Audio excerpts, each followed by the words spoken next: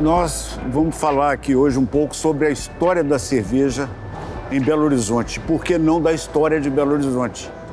Realmente, Belo Horizonte tem uma história muito boa de ser contada e de ser ouvida, né? Nós estamos falando de uma cidade que até nos anos 1800 não existia, não é?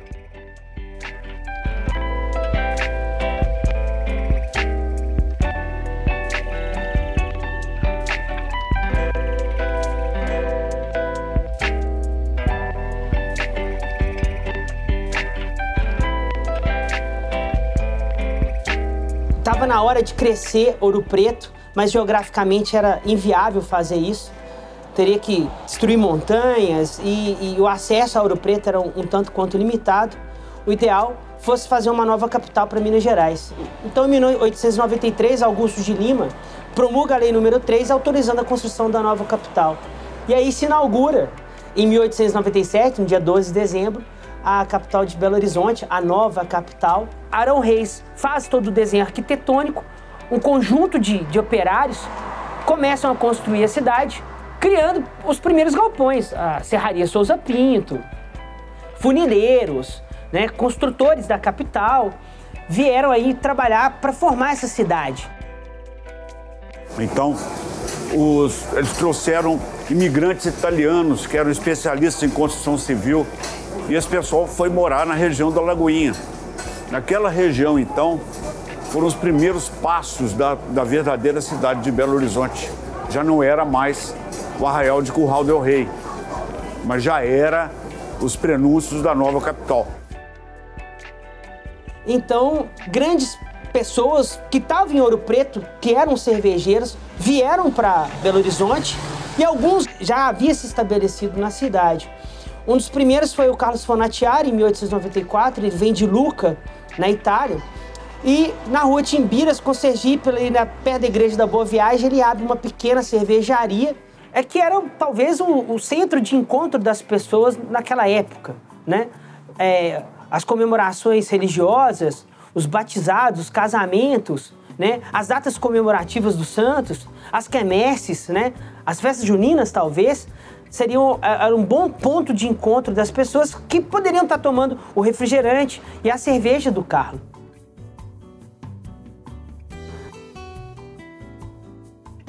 Com o andar do tempo, em 1899, ele pede à Prefeitura de Belo Horizonte para fazer vendas ambulantes e o negócio dele cresce ao ponto dele mudar de local. Aí ele vai para o fundo da cidade, mais precisamente ali onde é o Shopping Oi, com a cervejaria dele, Renânia.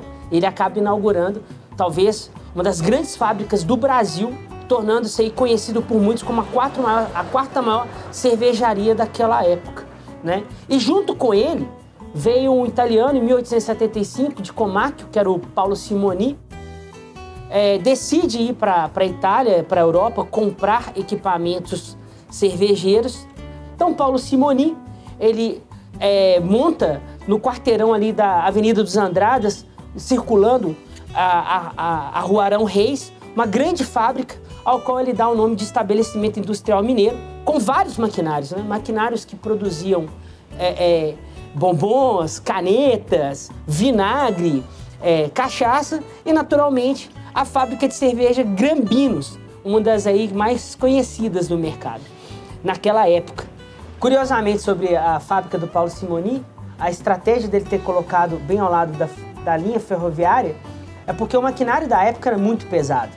A família Chiari fazia os carretões de boi para puxar esse maquinário até a fábrica, por estar próximo da linha do trem. Isso não estressava o gado que levava esse maquinário até lá e facilitava todo o processo de importação de insumos e exportação das cervejas para os outros municípios. E quando chegava a importação de insumos, eles vinham do Porto de Santos, vinha em sacas o malte, vinha em caixotões de pinho, o lúpulo em pétalas, não existia a tecnologia do lúpulo em pellets, né, o lúpulo prensado. Vinha-se também em latas o levedo. E o interessante é que quando se abria, arrancavam aqueles pregos ardox, né, estragavam todo o caixote. Quando se abria, soltava aquele aroma maravilhoso de lúpulo, né? Aquilo ali contaminava a fábrica de bons aromas, né? E vieram aí, né, vários, né? O Amadeu Pessini, Oswaldo Parucchi, que foi cervejeiro da cervejaria Oliveirense lá em Oliveira, ele passa por Sabará, acaba abrindo o estabelecimento numa das primeiras partes da zona boêmia de Belo Horizonte, na Avenida Santos Dumont. Alnibo Cocossione, que vem de Ouro Preto, abre a sua cervejaria na Rua Curitiba. Henrique Thieme, que tem a cervejaria alemã, abre na Rua Ouro Preto. Eduardo Moratti se estabelece aqui no fundo da Arão Reis, ele também abre ali a sua cervejaria. Crescêncio Ginetti, que vem de Curvelo, abre a cervejaria internacional. O Bonino, Vitório Fracaroli, monta na Rua Tamóis. Francisco Gino, que abre ali na Olegário Maciel, que curiosamente ele tinha uma fábrica de massas. E essa fábrica de massas, para ele poder aumentar a cervejaria, ele vende para um conterrâneo dele, Domingos Costa, que monta a grande fábrica de massas Vilma, hoje um dos maiores conglomerados de massas do Brasil. E outros grandes vão, né, na década de 20, aí você tem a cervejaria Bremense, o Newton de Paiva monta a primeira fábrica de cervejas de nome Bremense, em Belo Horizonte, mas a esposa não gostava muito do negócio, decide, então, partir para aquilo que ele mais amava, que é a educação. Newton de Paiva decide tentar vender a cervejaria para poder comprar o Colégio Anchieta, né? E com um certo custo, ele encontra um grupo de judeus que estavam fugindo da Primeira Grande Guerra e eles ficam encantados com a qualidade da cervejaria. A família Aninger, que era esse grupo de judeus, decide comprar a Bremense e ele acaba comprando a parcela que faltava de João Leonap para a constituição do Colégio Anchieta, que hoje também é um grande conglomerado, que é as faculdades Newton Paiva, né? Mas, nesse contexto todo, o Zum Zum Zum corria em torno aqui da Praça da Estação, né? E o footing era praticado aqui, as primeiras zonas boêmias na Santos Dumont, na Tamóis, na Rio de Janeiro, bem aqui no centro, nesse alvoroço, né? Indo ali em direção à Lagoinha, fazia com que todos os operários que construíram a cidade, os funcionários públicos, aqueles que decidiram impor um comércio aqui, geravam esse movimento que foi gerando essa confiança e ao mesmo tempo, essa vontade de ter uma cerveja ao copo. E por aí começa a crescer essas fábricas de pequeno porte, não tão grandes quanto a de Paulo Simoni e a de Carlos Fonatiari, mas essas pequenas fábricas que aglomeram pessoas procurando ali saciar um copo gelado de uma boa cerveja. Nada se pode começar sem contar esse primórdio, esse grupo de pessoas que fizeram de Belo Horizonte a capital dos bares, porque foram eles que foram trazendo as cervejas, que foram trazendo outros cervejeiros de outros estados, como a Hanseática, a Companhia Antártica Paulista, a Companhia Cervejaria Brahma, e inseriu produtos deles para aqueles que estavam ali após um grande dia de trabalho, cansativo, pudesse descansar tomando um bom copo de cerveja. E aí começa esse agito cultural em torno da bebida, em querer tomar uma cerveja diferenciada, uma cerveja gostosa, né? Dentro desses bares que foram tornando cada vez mais acessíveis à população.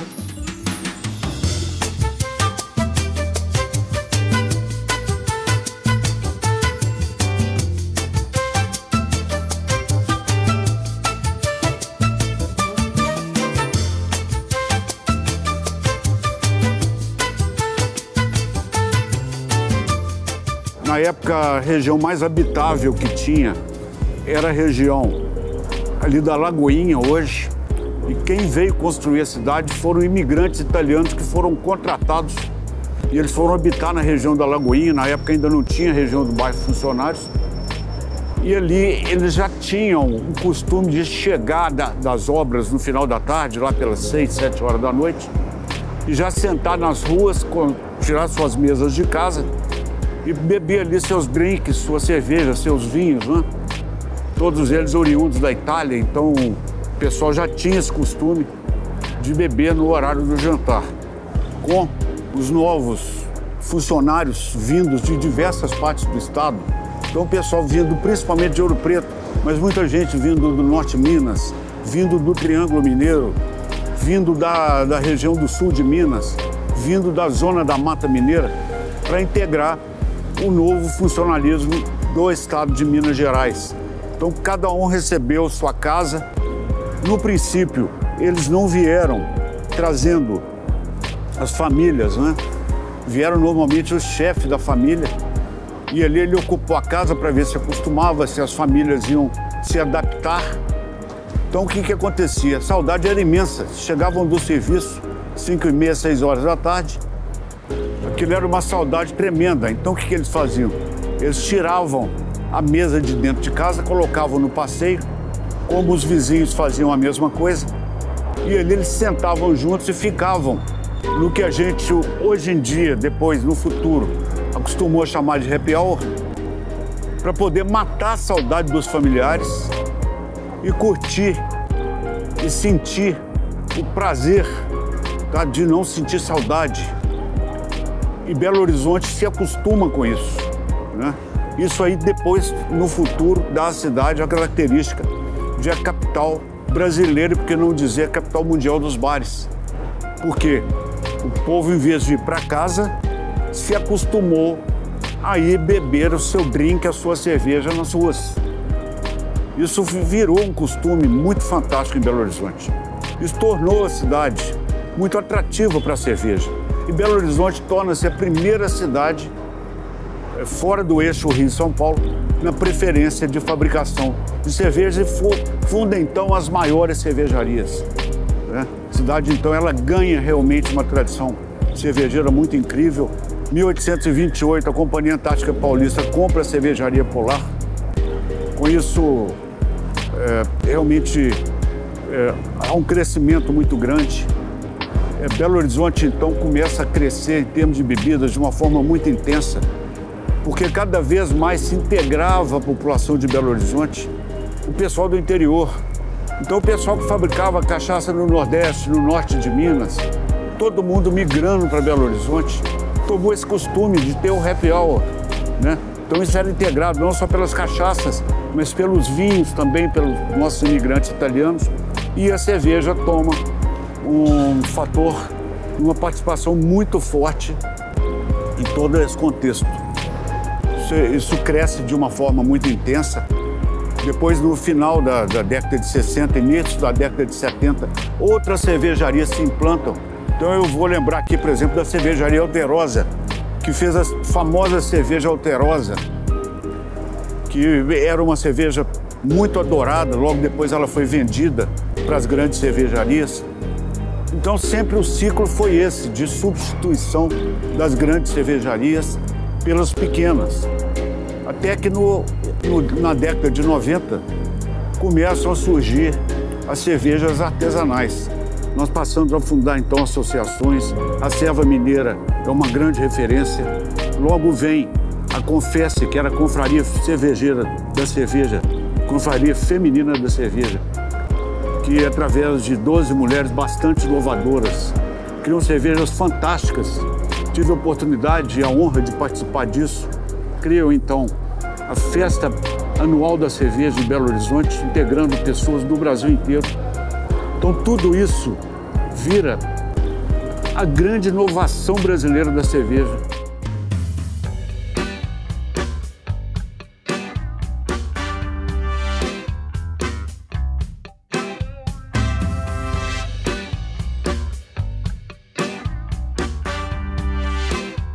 Veio a ideia de abrir uma choperia. E nessa ideia de abrir a choperia, nada melhor que a melhor choperia é o Pinguim de Ribeirão Preto.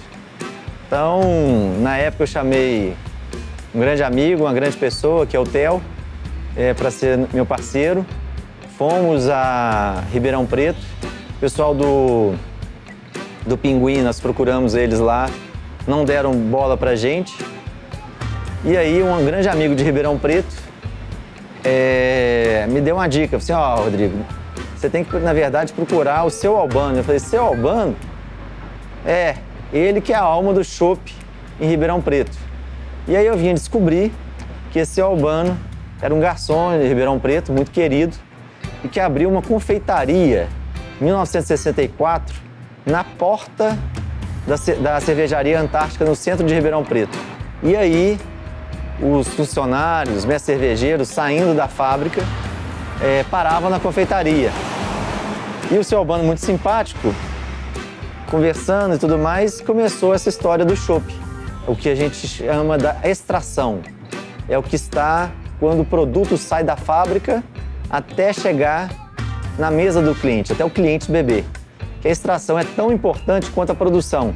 Você pode ter um bom produto e uma extração ruim que você não vai ter um chopp legal. Mas se você tiver um produto razoável e com uma extração muito boa, aí você tem realmente um produto diferenciado. A gente chama de extração tudo que, desde o tipo de copo, a como que armazena o barril, a serpentina, a câmara fria, ao treinamento do chopeiro, torneira, enfim, tudo. Isso que a gente chama de extração. E aí a gente trouxe o Albanos para Belo Horizonte. No 1º de maio de 1996 nós abrimos. O mineiro tinha uma questão até a abertura do Albanos, que ele falava assim, vamos sair para tomar uma cerveja. Enquanto o carioca e o paulista falavam assim, vamos sair para tomar um chopinho. Então, a gente trouxe essa história toda para Belo Horizonte da questão do chopp. E aí foi muito legal porque, dentro desse sucesso, na época veio a história também das microcervejarias, a primeira microcervejaria do Brasil, da Dubir, lá em Porto Alegre. Eu e meu sócio Theo, na época, falamos assim, vamos fabricar cerveja também.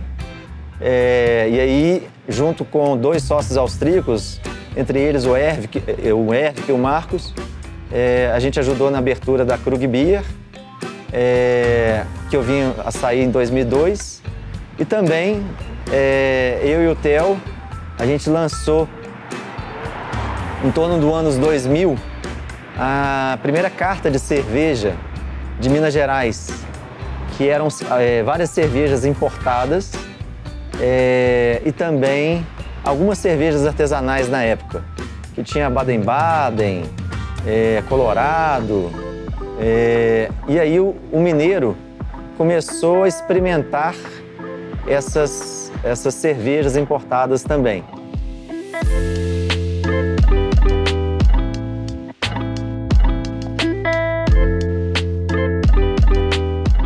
A ideia de montar a Krug Beer aqui em Belo Horizonte, na verdade, vem do meu pai.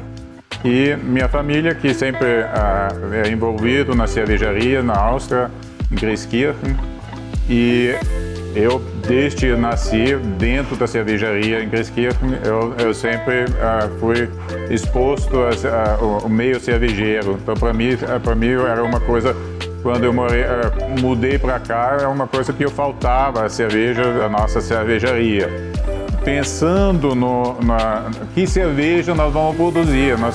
A cerveja que eu estava acostumado na Áustria e que eu queria produzir, ou a cerveja que o público aqui realmente queria beber. Então nós definimos claramente que nós vamos atender o público, o gosto do público aqui. E isso não era fácil, porque a receita que eu queria fazer era uma receita do meu pai, que ele lançou em 58, como a primeira German Pilsner na Áustria. Mas era muito amargo para o gosto do brasileiro na época, era impensável para lançar isso, e nós diminuímos o amargor até chegar num ponto que realmente criou o nosso chopp cristal, que virou um sucesso no total.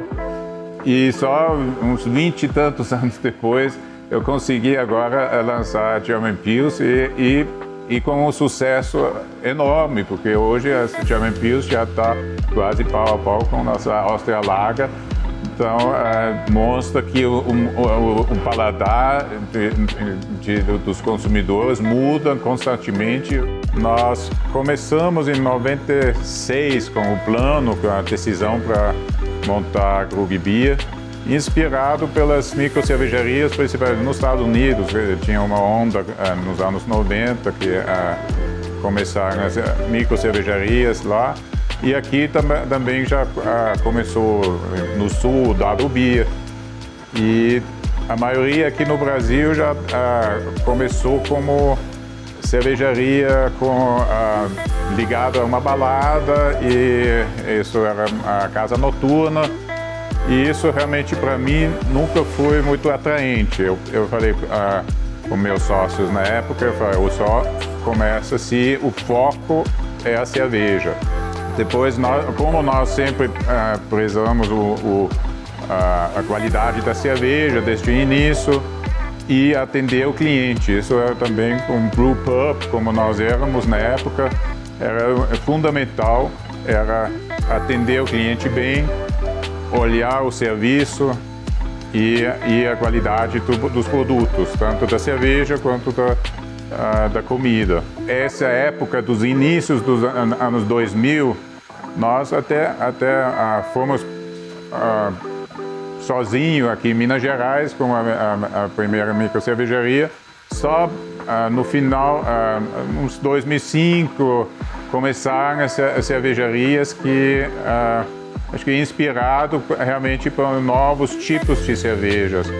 E esses foi a segunda onda, como eu chamo, das microcervejarias, que olharam cervejas diferenciadas, foram mais inspirados pela onda das cervejas, das IPAs nos Estados Unidos, não tanto inspirado pela Europa, que é mais tradicional, e criaram uma segunda onda de microcervejarias que eu julgo que é mais duradoura, né? São as cervejarias que olham a qualidade, olham os estilos diferentes.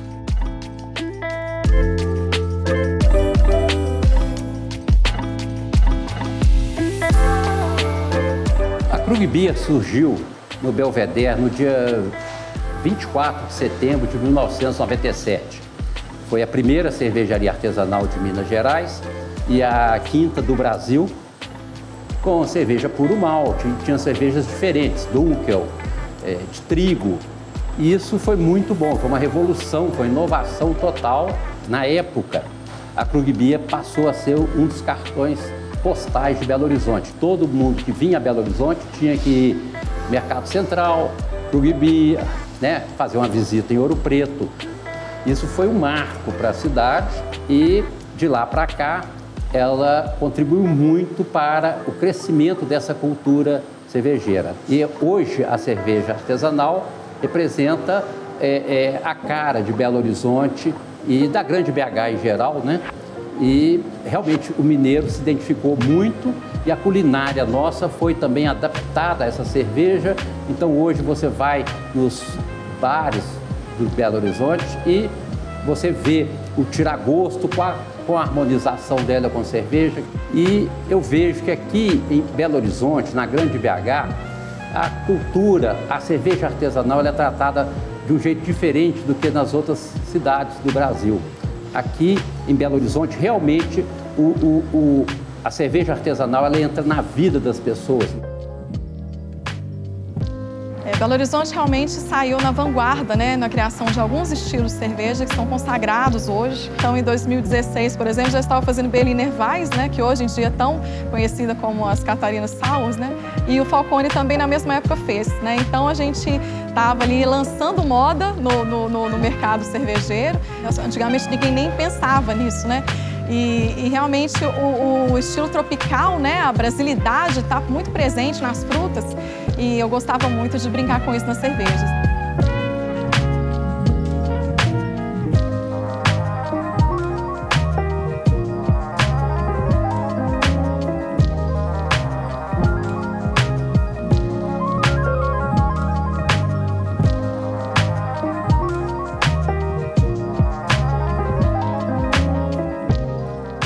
A Serva, que é a Associação de Cervejeiros Artesanais, a mineira foi a segunda do Brasil. Ela tem uma representatividade nacional com mais de 20 associações em todo o Brasil. A Serva surgiu de um grupo de cervejeiros que começaram a estudar cervejas a partir de uma confraria que acontecia no Freitank, Extinto Bar, na região da Savassi, e a partir desses estudos eles começaram a se interessar em produzir cervejas em casa. Eles formaram a Serva porque não tinham tantas opções para fazer compra de insumos em Belo Horizonte. E a Serva começou com essa ideia de começar a fazer compras coletivas de insumos a partir de empresas do Sul. A partir daí, a Serva começou a promover cursos para os associados para se desenvolverem cada vez mais, como cursos sensoriais, de insumos, de técnicas.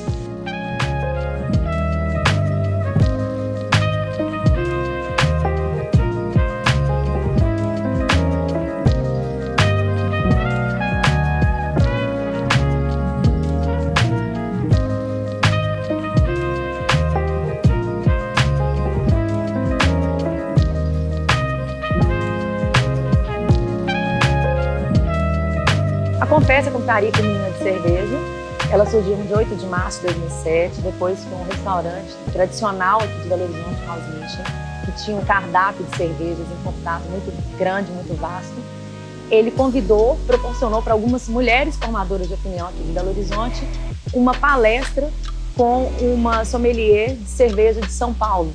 Então, quando ela reuniu com essas mulheres para falar um pouco desse universo cervejeiro, essas mulheres que estavam lá nesse dia resolveram, naquele momento, fundar uma confraria para estudar um pouco mais sobre esses estilos de cerveja que ela tinha apresentado. Nós tivemos a oportunidade de conhecer, de ver de perto todo esse crescimento aí do que a gente vê da cerveja artesanal em BH. A gente acompanhou as cervejarias crescendo, os mestres cervejeiros formando, são todos amigos. E o nosso papel nessa história, qual que é?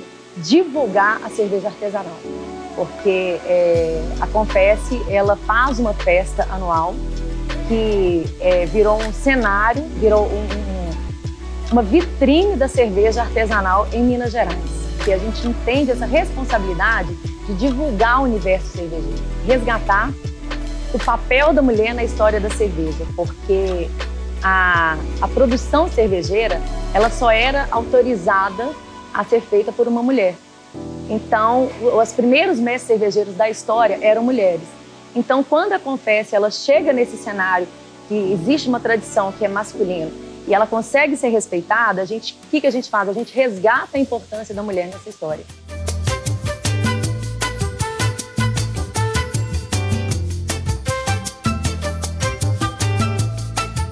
Um título que Minas recebeu há um bom tempo atrás, que é essa grande BH, essa região da Grande Belo Horizonte, é a Bélgica Mineira. A gente recebeu esse título por uma série de fatores, né? Começaram a serem montadas e surgir várias craft beers na região da Grande Belo Horizonte e, em um certo momento, ela foi intitulada da Bélgica Mineira. Nós chegamos a ranquear aí como a região com maior concentração de craft beer do Brasil, né, nessa época. E hoje eu me pergunto se realmente nós somos a Bélgica Mineira. O que eu tenho a dizer é de que hoje nós somos muito mais parecido com o estilo americano de se produzir cerveja e não com Bélgica. E o porquê isso? Porque a cervejaria, ou falar a escola belga, ela tem uma fama, ela tem uma característica muito legal de cervejas extremas, cervejas ácidas, cervejas de trapistas, né? E não tanto na criatividade inventiva de revisar, de relançar estilos, criar próprios estilos, que é muito mais no estilo americano. A indústria americana, a escola americana, ela se mostrou aí nos últimos anos muito mais criativa. Minas Gerais, e onde a maioria das cervejarias estão, que é Grande Belo Horizonte, hoje ela é reconhecida nacionalmente pela perfeição na produção de estilos de cerveja. Uma gama muito grande de cervejas, a gente produz desde de premiadíssimas Premium Lagers, né, as Pilsens do nosso dia a dia, as cervejas de madeira, sours, inclusive, premiadas também. Então hoje nós temos um grande volume de cervejarias mineiras que sempre estão premiando aí nos principais concursos nacionais e até estrangeiros. Quando a gente participa de eventos cervejeiros, como o evento que tem o Festival Brasileiro de Cerveja em Blumenau, que é em março, ou nós temos o Mundial de la Bière no Rio de Janeiro, o Oktoberfest em São Paulo, onde é que consegue juntar muitas cervejarias. Qual é uma característica bastante interessante das cervejarias mineiras quando elas participam? Elas sempre são reconhecidas pela qualidade das suas cervejas, pela perfeição que as cervejas são executadas e pela variedade das suas cervejas. Então, é um prazer muito grande fazer parte desse polo, né, desse centro, e poder levar essa cerveja brasileira, a cerveja mineira, para o Brasil inteiro e principalmente buscar esse reconhecimento que a gente consegue não somente do público, mas a gente consegue através de obtenção de medalhas, de títulos, seja no Festival Brasileiro, seja no Festival Internacional. Hoje a gente pode dizer com bastante orgulho que uma Premium Lager mineira é a cerveja mais premiada do Brasil. Hoje ela é mineira, mas também para dizer que uma Sour feita de mirtilo e baunilha ganha medalha, uma cerveja envelhecida na madeira ganha medalha, cervejas inglesas executadas com perfeição, de acordo com uma escola brasileira, são executadas aqui em Minas Gerais e são reconhecidas e premiadas aí no Brasil inteiro. Tem uma coisa bastante interessante que ele fala, mas por que dá tão certo assim? O mineiro ele não é tão caladinho, tão quietinho como todo mundo fala, né? Come quieto. Existe uma sinergia muito grande entre as cervejarias. A gente conversa muito entre a gente troca muita informação, a gente ajuda um ao outro para que a gente sempre consiga produzir a melhor cerveja possível. Um outro ponto importante ressaltar é a qualidade com que as fábricas mineiras dedicam aos seus equipamentos, ao processo. Então, invariavelmente, todas as fábricas mineiras são muito cuidadosas com a manutenção da sua fábrica, dos seus equipamentos, tendo laboratórios, tendo pessoas responsáveis pelo controle de qualidade. Então, se você visitar qualquer cervejaria mineira, seja uma cervejaria pequena, por exemplo, aqui da Grande BH, como um Koala, ou você pega como a Verás, que produz 15 estilos diferentes, toda a fábrica, todo o cervejeiro tem um cuidado muito especial, um jeito muito mineiro de tratar o produto com muito carinho.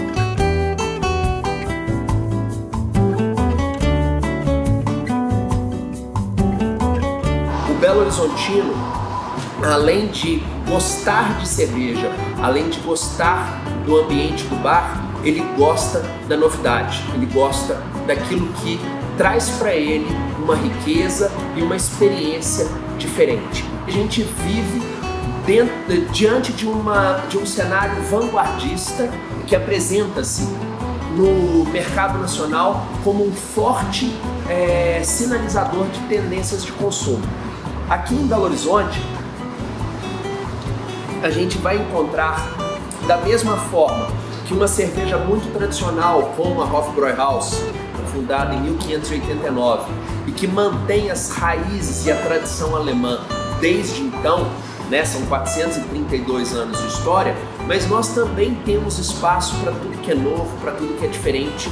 Isso se configura nas várias cervejas com ingredientes regionais, com insumos locais que trazem uma diversidade de sabores e aromas muito grande para o consumidor, mas também numa diversidade, numa variedade de alternativas de bares para visitar.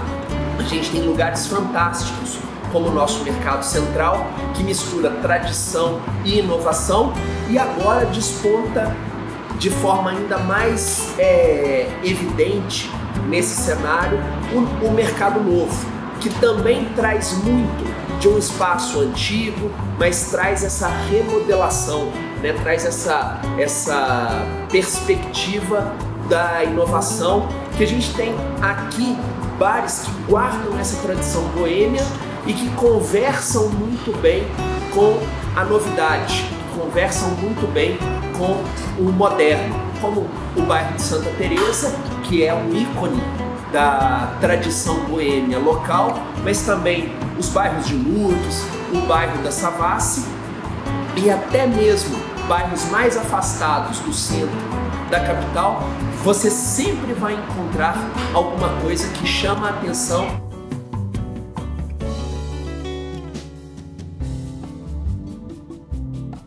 Nós recebemos muito bem, fazemos boas cervejas, temos bares diferenciados, né? Temos o nosso DNA, a cultura do happy hour, e a cultura de receber bem, né? O mineiro traz das suas origens a cultura interiorana, a cultura do interior de Minas. Belo Horizonte é uma capital muito jovem e, falando da história da cerveja, a gente acaba já conseguindo prever o futuro, que vai ser um futuro de receber, continuar recebendo muito bem as pessoas, de estar na vanguarda das receitas cervejeiras, do que existe de mais moderno no mundo, em termos de cervejarias, de bares, de gastronomia.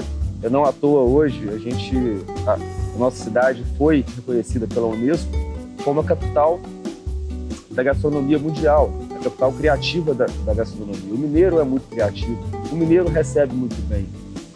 Esse conjunto de relatos sobre a nossa história é riquíssimo para que a gente consiga mostrar para as próximas gerações o quão importante, o quão gostoso é descobrir as raízes, entender o porquê de Belo Horizonte ser uma cidade tão querida por todos que vêm até aqui, porque a história, quando não é contada, ela é esquecida. Porque quando você fala história, você valoriza tudo que é de bom de um povo. E Belo Horizonte tem muito a mostrar. E a cerveja participou, sempre foi coadjuvante disso.